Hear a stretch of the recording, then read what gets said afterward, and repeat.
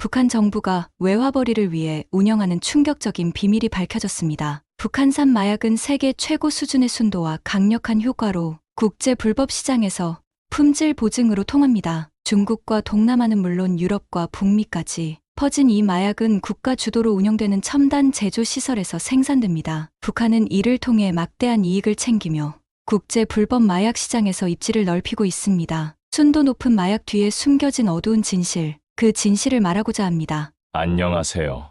저는 리처로라고 합니다. 보위부에서 15년을 근무했어요. 당과 수령에 대한 충성심으로 가득 찬 간부셨죠. 매일 아침 초상화에 인사드리고 밤늦게까지 당의 지시를 수행하는 것이 일상이었습니다. 함흥에서 온 보고서를 받으셨을 때였어요. 처음에는 평범한 마약 사건이라고 생각하셨죠. 하지만 자세히 들여다볼수록 이상한 점이 눈에 띄었습니다. 마약 제조와 유통 규모가 너무나 컸고 고위층의 이름들이 자주 등장했어요. 특히 최 씨라는 인물이 계속해서 언급되었죠. 이건 단순한 마약 사건이 아니군요. 혼자 중얼거셨습니다. 최 씨의 네트워크는 평양 고위층과 깊숙이 연결되어 있었어요. 조사를 하면 할수록 더 큰 그림이 보이기 시작하셨죠. 당 간부들의 호화로운 생활, 비자금 조성, 그리고 그 뒤에 숨겨진 어두운 진실들이었습니다. 보고서를 처음 들춰보신 순간부터 뭔가 이상하다고 느끼셨어요. 일반적인 마약 사건과는 규모가 달랐죠.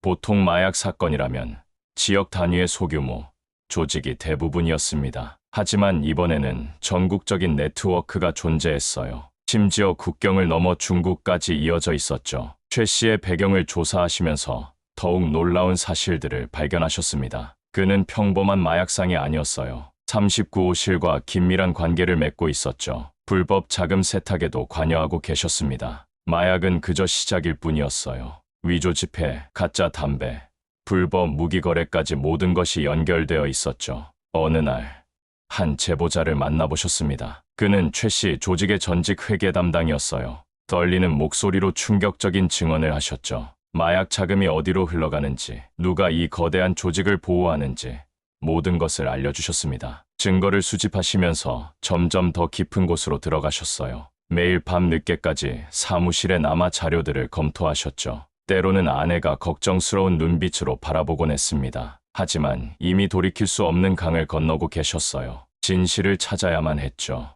조사가 진행될수록 새로운 사실들이 계속해서 나왔습니다. 최 씨 조직이 운영하는 제약회사들이 있었어요. 겉으로는 합법적인 의약품을 생산하는 것처럼 보였죠. 하지만 실제로는 마약 제조의 위장막이었습니다. 군부대 안에 있는 공장에서는 더 큰 규모의 생산이 이루어지고 있었어요. 모든 것이 완벽하게 조직되어 있었죠. 특히 충격적이었던 것은 교육기관들과의 연관성이었습니다. 이공계 대학의 화학과 교수들이 마약 제조, 기술 개발에 동원되고 있었어요. 그들의 가족들은 사실상 인질이나 다름없었죠. 연구에 협조하지 않으면 정치범 수용소로 보내진다는 협박을 받고 있었습니다. 더 조사하실수록 이 사건이 단순한 범죄를 넘어선다는 것을 깨달으셨어요. 이것은 북한 체제의 민낯을 보여주는 것이었죠. 겉으로는 주체 사상을 외치지만 실상은 범죄와 부패로 연명하는 모습이었습니다. 주민들의 고통은 안중에도 없었어요. 그들에게 중요한 것은 오직 권력과 돈뿐이었죠. 어느 늦은 밤에 사건의 진실이 드러나기 시작하셨어요. 최 씨의 통화 기록을 분석하시던 중이었죠. 평양의 고위층과 주고받은 암호화된 메시지에서 김여정의 이름이 여러 차례 등장했습니다. 처음에는 눈을 의심하셨어요. 하지만 증거는 분명하셨죠. 김여정이 직접 최 씨의 마약 제조와 유통을 비호하고 계셨습니다. 이는 단순한 부패를 넘어선 충격적인 발견이었어요. 당의 최고위층이 마약 네트워크와 직접적으로 연결되어 있다는 사실이었죠. 암호화된 통화 내용을 하나하나 분석하시면서 그들의 대화 패턴을 발견하셨습니다. 마약을 약품이라고 부르 거래를 지원이라 했어요. 그들만의 은어로 가득한 대화였죠. 하지만 해독하고 나니 모든 것이 명확해졌습니다. 김여정의 역할이 특히 중요해 보이셨어요. 그녀는 단순한 비호자가 아니었죠. 이 거대한 조직의 실질적인 지휘자였습니다. 매달 수익의 세세한 보고를 받으셨어요. 분배 경로도 직접 결정하셨죠. 특히 충격적이었던 건 마약이 권력 유지의 도구로 쓰이고 있다는 점이었습니다. 고위 간부들을 파티에 초대해 중독되게 만드셨어요. 일단 중독되면 그들은 완전히 김여정의 통제 아래 들어갔죠. 반대할 생각조차 할 수 없게 되었습니다. 비밀 창고에서 발견하신 문서들은 더욱 충격적이었어요. 매달 수십억 달러의 자금이 오갔죠. 이 돈은 호화로운 파티와 사치품 구매에 쓰였습니다. 주민들이 굶주리는 동안 그들은 환락에 빠져 있었어요. 양심의 가책조차 없어 보였죠. 더 깊이 파고들수록 김여정의 실체가 드러났습니다. 겉으로는 엄격한 혁명가의 모습이었어요. 하지만 실상은 전혀 달랐죠. 밤이면 호화로운 별장에서 파티를 즐기셨습니다. 외제 술과 마약이 넘쳐났어요. 측근들과 향락을 즐기는 모습이 고스란히 감시 카메라에 찍혀 있었죠. 최 씨의 진술을 통해 더 많은 것을 알게 되셨습니다. 그는 처음부터 김여정의 사람이었어요. 마약 제조 기술을 배우기 위해 해외로 보내졌죠. 귀국 후에는 군부대 내에 비밀 공장을 세웠습니다. 모든 것이 치밀한 계획 아래 이루어졌어요. 당의 자금 지원도 있었죠. 공장 운영도 철저했습니다. 군부대라는 완벽한 은신처가 있었어요. 검찰도 보위부도 쉽게 접근할 수 없는 곳이었죠. 제조된 마약은 외교행령을 통해 해외로 빠져나갔습니다. 수익금은 스위스 은행 계좌로 들어왔어요. 모든 것이 깔끔하게 처리되었죠. 증거를 수집하면서 점점 더 위험해지는 것을 느끼셨습니다. 누군가가 계속 감시하고 있었어요. 전화도 도청되고 있었죠. 이미 김여정은 조사 사실을 알고 있었을 겁니다. 하지만 이제 돌이킬 수는 없었어요. 진실을 밝혀야만 했죠. 보고서를 제출하시고 나서 상황이 급격히 악화되었습니다. 상부에서 즉시 조사 중단 명령이 내려왔어요. 이 사건은 더 이상 조사할 필요가 없다는 것이었죠. 하지만 그것은 시작에 불과했습니다. 갑자기 감시가 노골적으로 시작되었어요. 사무실에는 도청 장치가 설치되어 있었죠. 집 앞에는 수문의 시간 감시 차량이 있었습니다. 심지어 아이들의 학교 생활까지 감시당하고 있다는 것을 알게 되셨어요. 모든 통화가 도청되고 있었죠. 어느 날 밤, 익명의 전화를 받으셨습니다. 더 이상 파고들지 마시오. 당신과 가족의 안전을 위해서요. 협박이었죠. 그날 밤잠을 이루지 못하셨습니다. 아내와 아이들의 얼굴을 보면서 깊은 고민에 빠지셨어요. 이대로 가다가는 모두가 위험해질 것이었죠. 다음 날 아침 동료 한 명이 찾아왔습니다. 그의 표정이 심상치 않았어요. 어제 당 중앙위원회에서 회의가 있었다고 하더군요. 당신 얘기가 나왔죠. 최 씨 사건을 파헤치다가 숙청당한 사람들의 이야기를 해주었습니다. 모두 흔적도 없이 사라졌다고 했어요. 가족들도 정치범 수용소로 끌려갔다고 하셨죠. 그날 저녁 아내와 긴 대화를 나누셨습니다. 우리가 여기서 계속 살 수는 없어요. 아내도 이미 알고 계셨던 듯했죠. 언제부터 준비할까요? 라고 물으셨습니다. 그렇게 탈북을 결심하게 되셨어요. 하지만 준비 과정은 무척 조심스러워야 했죠. 모든 대화는 귓속말로 이뤄졌습니다. 집 안에서도 감시를 의식하셨어요. 서류는 절대 남기지 않으셨죠.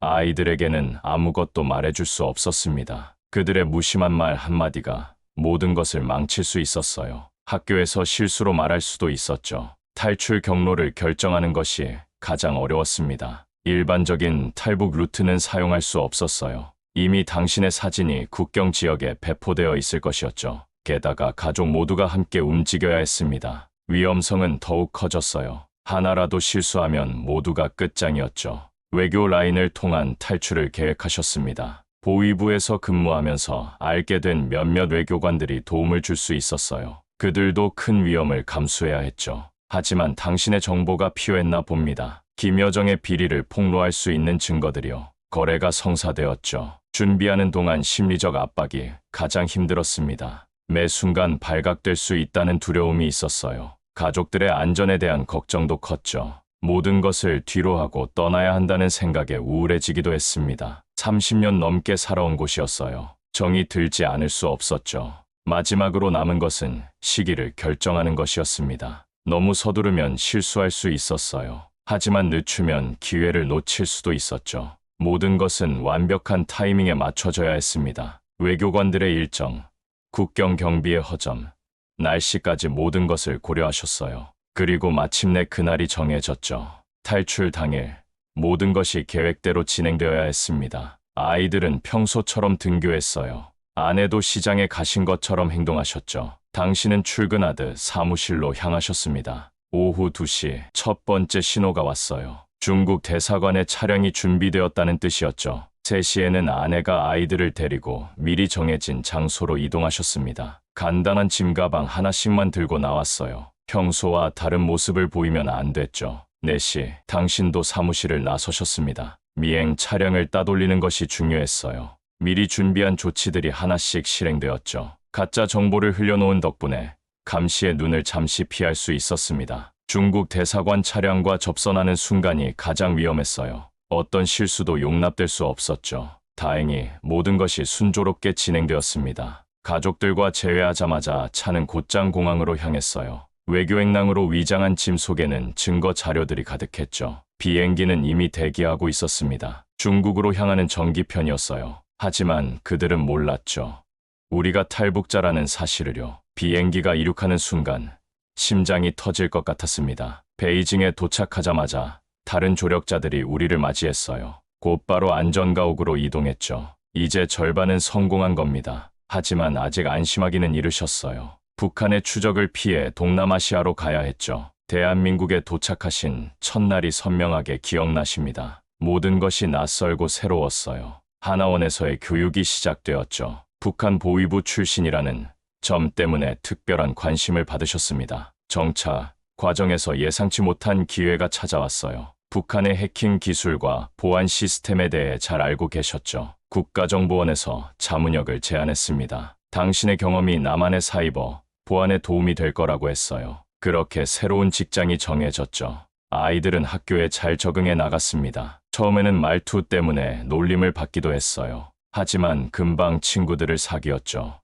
아내도 작은 가게를 시작하셨습니다. 비록 작은 일이었지만 자유롭게 일할 수 있다는 것이 좋으셨어요. 퇴근 후에는 탈북민 지원 단체에서 활동하셨습니다. 먼저 온 사람으로서 할 일이 있다고 생각하셨어요. 특히 젊은 탈북민들의 정착을 돕는 일에 관심을 가지셨죠. 그들이 겪는 어려움을 누구보다 잘 알고 계셨습니다. 가장 보람찼던 것은 사이버 보안 교육이었어요. 탈북 청년들에게 IT 기술을 가르치셨죠. 북한의 해킹 공격에 대응하는 방법도 알려주셨습니다. 그들 중 몇몇은 이제 대기업 보안팀에서 일하고 있어요. 자랑스러운 제자들이 되었죠. 물론 힘든 순간도 있었습니다. 북한에 두고 온 가족들이 생각날 때면 마음이 아팠어요. 특히 명절 때면 더욱 그랬죠. 하지만 이제는 새로운 희망이 있었습니다. 자유와 기회의 나라에서 가족과 함께 살아갈 수 있다는 것, 그것만으로도 감사했어요. 남한에 정착하신 후 중요한 결심을 하셨습니다. 북한의 실상을 세상에 알려야겠다고 생각하셨어요. 김여정과 최 씨의 마약 조직에 대한 증거들을 정리하기 시작하셨죠. 밤새도록 문서들을 검토하시면서 가장 확실한 증거들을 골라내셨습니다. 처음에는 언론사들이 의심의 눈초리를 보냈습니다. 너무 큰 폭로라서 선뜻 믿기 어려워했어요. 하지만 가져오신 증거들이 너무나 확실했죠. 통화 기록, 거래 내역, 비밀 사진들이 모두 진짜였습니다. 특히 김여정의 호화로운 별장 파티 사진들이 큰 충격을 주었어요. 주민들은 굶주림에 고통받고 있는데 권력자들은 호화찬란한 파티를 즐기는 모습이었죠. 첫 번째 기자회견을 하시던 날이 아직도 생생합니다. 떨리는 목소리로 시작하셨어요. 하지만 이야기를 시작하자 목소리가 점점 힘을 얻었죠. 북한의 실상을 낱낱이 증언하셨습니다. 최 씨의 마약 조직이 어떻게 운영되는지, 김여정이 어떻게 이를 통제하는지 모든 것을 밝히셨어요. 기자들은 충격에 빠졌죠. 증언은 큰 파장을 일으켰습니다. 국내 언론은 물론 해외 언론에서도 관심을 보였어요. BBC, CNN 등 유수의 언론사들이 인터뷰를 요청했죠. UN 인권위원회에서도 연설을 하시게 되었습니다. 북한 정권의 실체를 낱낱이 공개하셨어요. 마약 조직을 통한 자금 세탁, 주민 통제, 그리고 권력층의 사치스러운 생활까지 모든 것을 증언하셨죠. 하지만 위험도 따랐습니다. 북한의 위협이 시작됐어요. 처음에는 이메일과 전화로 협박이 왔죠. 나중에는 자객까지 나타났습니다. 경호가 더욱 삼엄해졌어요. 가족들도 불안에 시달렸죠. 하지만 이제 물러설 수는 없었습니다. 증언 활동을 계속하면서 다른 탈북민들도 만나셨어요. 그들도 비슷한 이야기를 가지고 있었죠. 1명, 2명 용기를 내어 증언하기 시작했습니다. 당신의 증언이 다른 이들에게 힘이 되었어요. 진실을 말할 수 있다는 용기를 준 거죠. 특히 젊은 탈북민들과의 만남이 인상적이었습니다. 그들의 눈빛에서 희망을 보셨어요. 새로운 세대들은 변화를 갈망하고 있었죠. 북한의 젊은이들도 마찬가지일 거라고 생각하셨습니다. 언젠가는 그들도 자유를 찾아 일어날 거라고요. 그래서 더욱 진실을 알려야 했죠. 국제사회의 반응도 달라지기 시작했습니다. 각국 정부가 북한 인권 문제에 더 관심을 기울이게 됐어요. 제재도 강화되었죠. 특히 마약 조직과 관련된 자금 세탁에 대한 감시가 철저해졌습니다. 김여정의 비자금 계좌들이 하나둘 동결되기 시작했어요. 작지만 의미 있는 변화였죠. 대학에서도 강연을 많이 하셨습니다. 젊은이들에게 자유의 소중함을 이야기하셨어요. 북한 주민들의 현실, 그들의 고통과 아픔을 전하셨죠. 강연이 끝나면 항상 학생들이 찾아왔습니다. 어떻게 도울 수 있는지 물었어요. 그들의 관심이 큰 힘이 되었죠. 지금도 여전히 증언을 계속하고 계십니다. 책도 쓰고 계시고 다큐멘터리 제작에도 참여하고 계시죠. 비록 위험이 따르지만 이것이 꼭 해야 할 일이라고 생각하셨어요. 진실을 알리는 것, 그것이 새로운 사명이 되었죠. 언젠가는 북한에도 변화가 올 거라 믿으십니다. 그 날이 올 때까지 한 걸음 한 걸음 나아가실 거예요. 진실을 향한 여정은 계속되고 있죠. 오늘의 사연 어떠셨나요? 오늘의 사연자분에게 많은 응원과 격려의 말씀들을 댓글로 남겨주세요. 평양튜브는 탈북민의 사연을 소개해드립니다. 구독과 좋아요는 영상 제작에 큰 힘이 됩니다. 시청해주셔서 감사합니다.